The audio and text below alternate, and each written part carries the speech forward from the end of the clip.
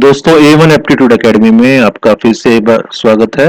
आज के वीडियो में हम 12वीं क्लास का होम साइंस का सिलेबस डिस्कस करने जा रहे हैं।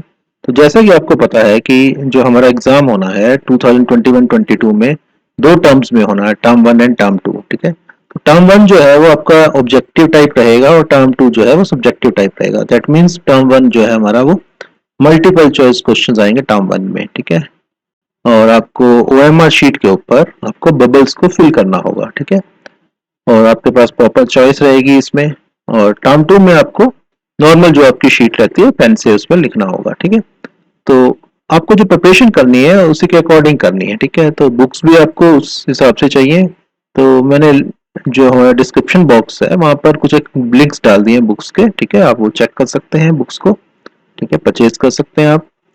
तो प्रिपरेशन के लिए आपको थोड़ा सा हटके काम करना पड़ेगा इस बार।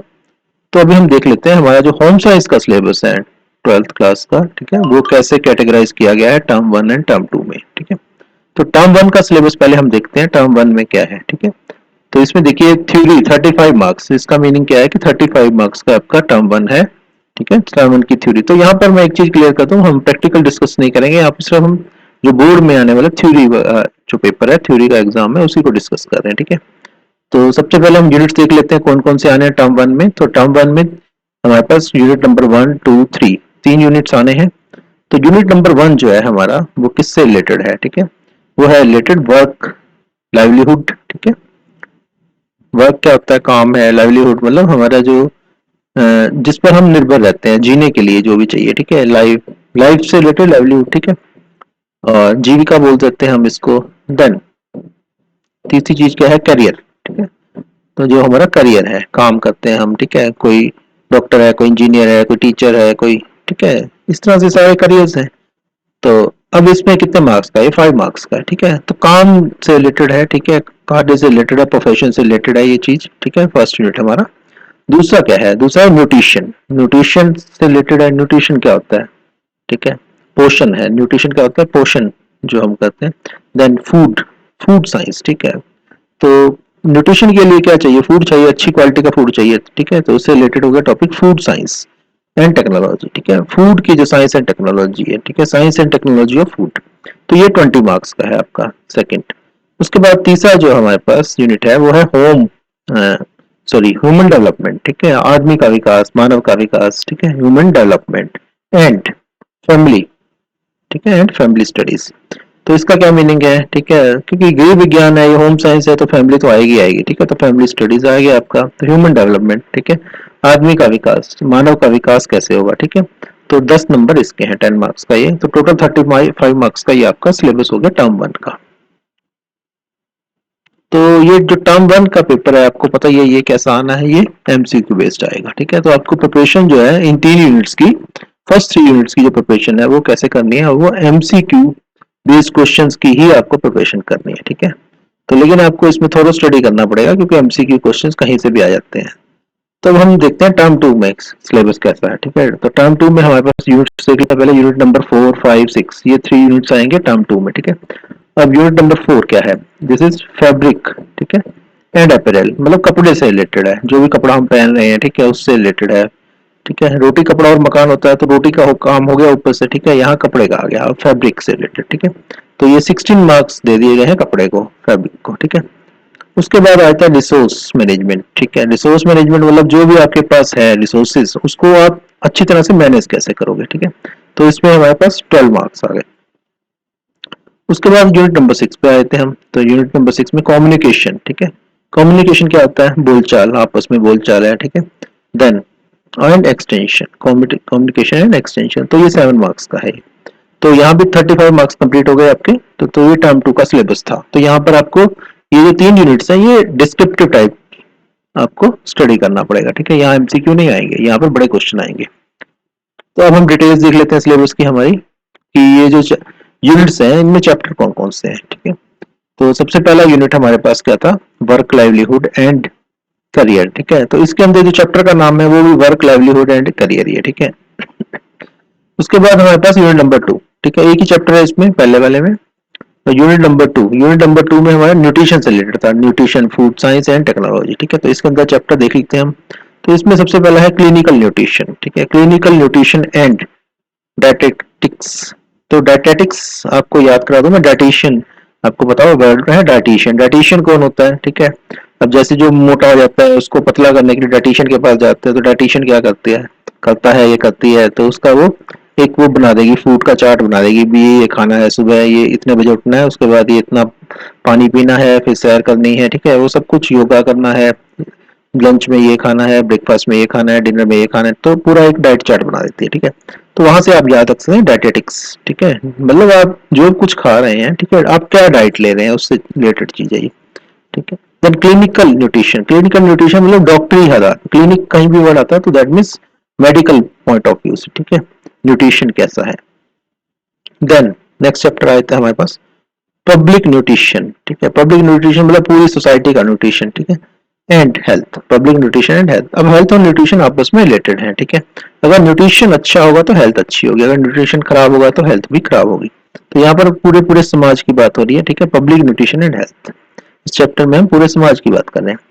देन नेक्स्ट चैप्टर है हमारे पास फूड, ठीक है, फूड प्रोसेसिंग एंड टेक्नोलॉजी। तो इसमें क्या आएगा, फूड प्रोसेसिंग एंड टेक्नोलॉजी, मतलब आप फूड से कुछ नया बना दो, जैसे टमाटर लिया, टमाटर से उसका क्या केचप बना दिया, ठीक है, आपने फूड को प्रोसेस कर दिया, टमाटर के चिप्स बना दिया, आलू के चिप्स बना दिए, तो आपने क्या किया, फूड को प्रोसेस कर दिया, मतलब एक फॉर्म से, रॉ फॉर्म से आपने किसी दूसरी फॉर्म में उसको कन्वर्ट कर दिया, ठीक है। कन्वर्ट करने का फायदा क्या होता है, खराब नहीं होगा, ठीक है। बालू तो बड़े बड़े खराब हो जाएंगे, उसके चिप्स बना के रख दो, ठीक है, पापड़ बना के रख दो, तो वो खराब नहीं होंगे, तो वो आपने प्रोसेस कर दिया फूड को, ठीक है। तो ये फूड प्रोसेसिंग इंडस्ट्री भी आगे लगा सकते हैं, जूसेस हैं, ये सब क्या है, फूड प्रोसेसिंग से रिलेटेड है। तो फूड प्रोसेसिंग में प्रिजर्वेटिव वगैरह यूज होते हैं, ठीक है, तभी फूड प्रोसेस हो पाएगा, अगर उसको लंबे टाइम तक चलाना है, ठीक है। तो अब उसमें टेक्नोलॉजीज कौन कौन सी यूज होंगी फूड प्रोसेसिंग के दौरान, जो टेक्नोलॉजीज यूज होंगी, तो साथ में टेक्नोलॉजी को भी आपको पता होना चाहिए, ठीक है। अब आपने सेब लिया, सेब से जैम बना दिया, ठीक है, तो आपने फूड को प्रोसेस तो कर दिया ना, लेकिन जैम खराब हो जाएगा अगर उसके अंदर प्रिजर्वेटिव नहीं डालेंगे। अब कितना प्रिजर्वेटिव डालना है वो आपको आइडिया होना चाहिए, ठीक है, और क्या डालना है, ठीक है, ये सब टेक्नोलॉजी के पार्ट आते हैं। देन नेक्स्ट चैप्टर में हमारे पास क्या आता है, देन फूड क्वालिटी, ठीक है। तो फूड की क्वालिटी कैसी है आपकी, फूड की क्वालिटी अच्छी होनी चाहिए, खराब नहीं होना चाहिए, ठीक है। देन एंड फूड सेफ्टी, अब फूड को बचाना है, खराब होने से बचाना है, ठीक है, खराब होने से बचाना है, जैसे जर्म्स हैं, ठीक है, ये सब ना हो जाए, तो बचाएंगे कैसे फूड को, सेफ्टी से रिलेटेड आ गया। देन नेक्स्ट यूनिट आ गया, यूनिट नंबर 3। तो यूनिट नंबर 3 में क्या था, ह्यूमन डेवलपमेंट था, ठीक है, आदमी का विकास, मानव विकास, ठीक है, एंड फैमिली स्टडीज, ठीक है। अब फैमिली स्टडीज मतलब आपका जो परिवार है उसके रिलेटेड जो है आपकी स्टडीज है। तो इस चैप्टर में, इसमें देख लेते हैं चैप्टर कौन कौन से हैं। तो पहला चैप्टर इसमें आता है हमारे पास अर्ली, ठीक है, अर्ली चाइल्डहुड, ठीक है। अब बच्चा पैदा हुआ, ठीक है, वो जो टाइम है वो अर्ली चाइल्डहुड का है, ठीक है, अर्ली चाइल्डहुड केयर, ठीक है, छोटे बच्चे की केयर कैसे करनी है। उसके बाद क्या है दूसरा, एजुकेशन, उसकी एजुकेशन, ठीक है, सबसे पहले बच्चा पैदा होता है तो पढ़ने नहीं लग जाएगा ना, उससे पहले उसकी केयर करनी पड़ेगी, थोड़ा तो बड़ा होगा उसके बाद उसकी एजुकेशन स्टार्ट होगी, ठीक है।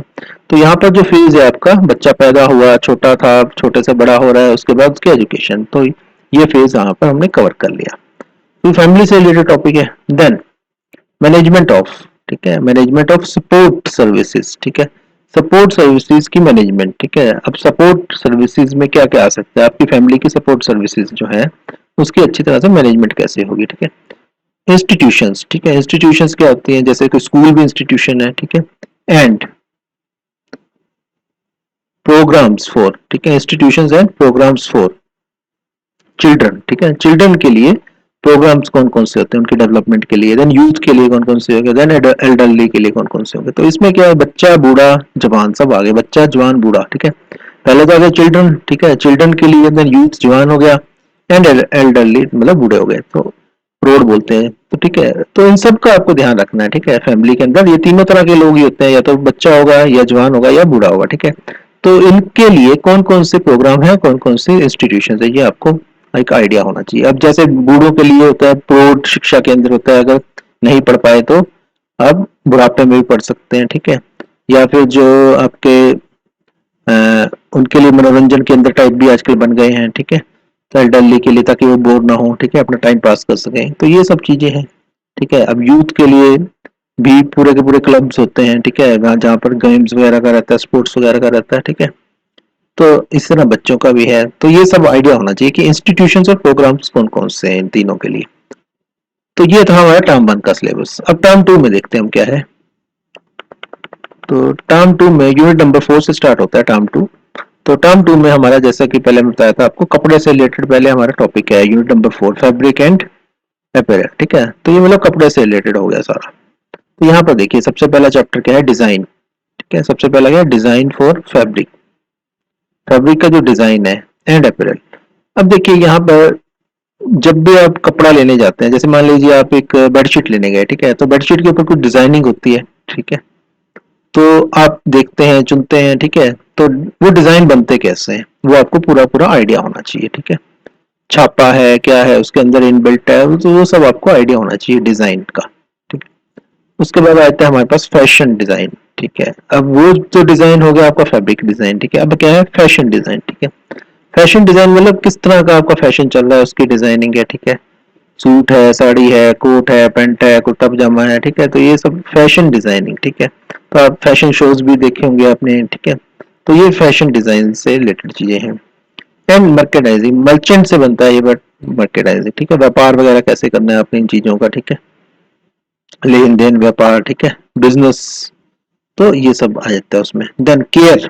ठीक है, आपने उसकी केयर कैसे करनी है, केयर एंड मेंटेनेंस। ठीक है, ऑफ फैब्रिक।